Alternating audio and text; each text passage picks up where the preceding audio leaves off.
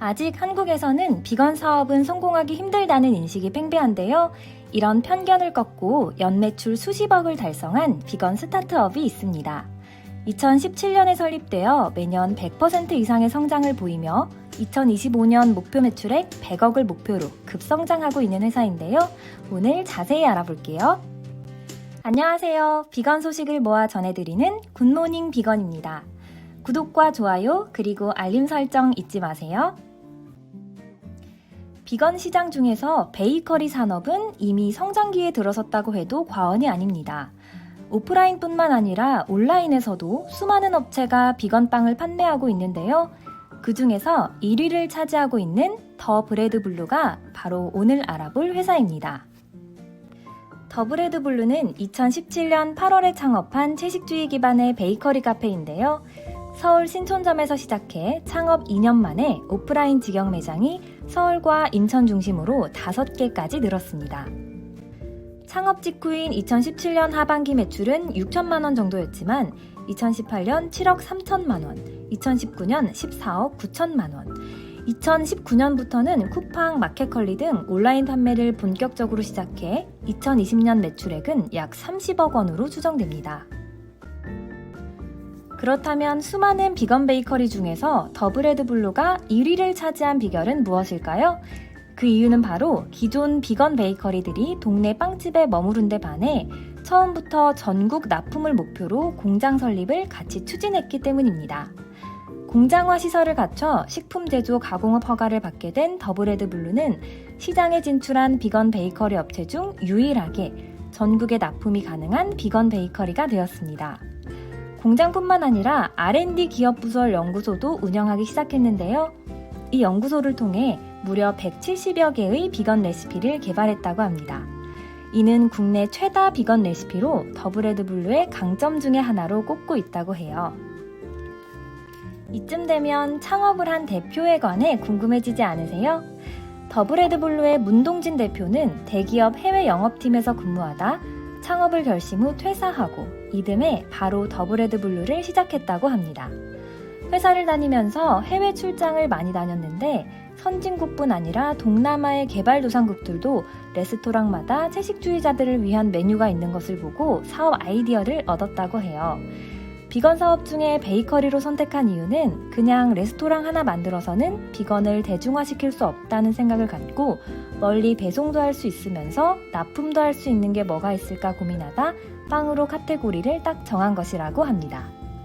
시작할 당시 베이킹에 대한 경력은 전무하기 때문에 그런 부분을 보완하고자 현재 CTO로 계시는 추영민 제과장님을 만나게 되었는데 이분은 뉴욕 제과 글로벌 대기업인 포숑에서도 제빵 제과장으로까지 근무를 하셨고 아이스크림 제조업체에서도 기술 총괄로 계셨다고 합니다.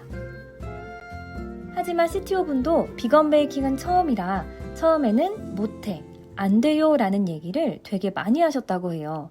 그런데 실제로 해보고 되네? 와 이런 것도 되네 하면서 지금은 본인이 연구개발하시는 것 자체를 굉장히 즐기신다고 합니다.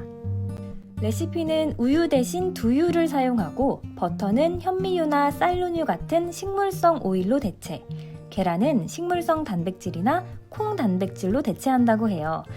남은 것이 이제 맛인데 맛은 원재료를 어떻게 레시피 배합을 잘 하느냐와 맛있는 원재료를 찾아내는데 달렸다고 합니다.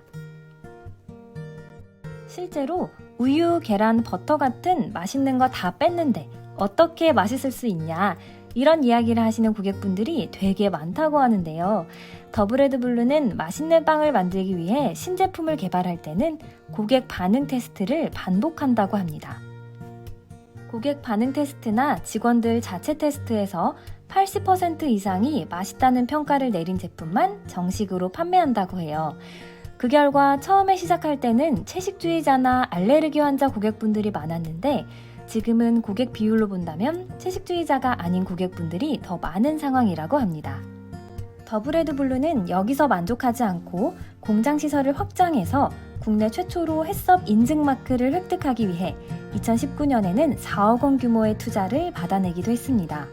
이후 2020년에는 햇섭 인증을 획득해 더 안전하고 건강한 빵을 만들어내고 있다고 합니다.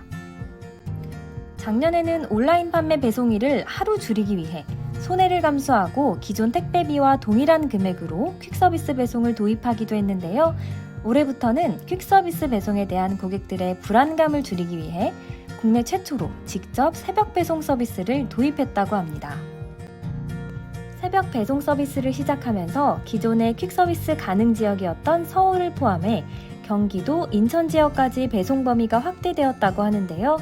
배송비는 기존 배송비와 동일하게 추가 요금 없이 서비스를 이용할 수 있다고 합니다.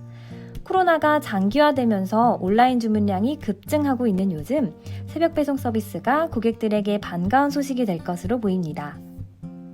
이제 더브레드블루는 축적된 기술을 기반으로 당단백질을 활용한 대체육 개발도 시작하는 등 새로운 도전을 이어가고 있습니다.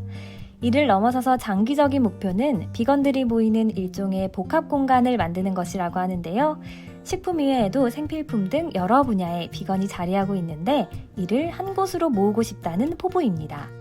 뿐만 아니라 환경보호나 동물보호를 직접 체험해 볼 수 있는 체험 공간도 만들고 싶다고 해요.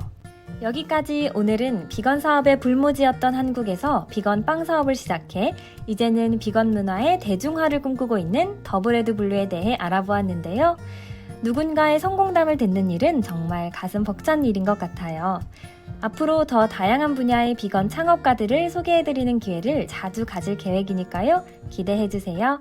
끝까지 시청해주셔서 감사합니다.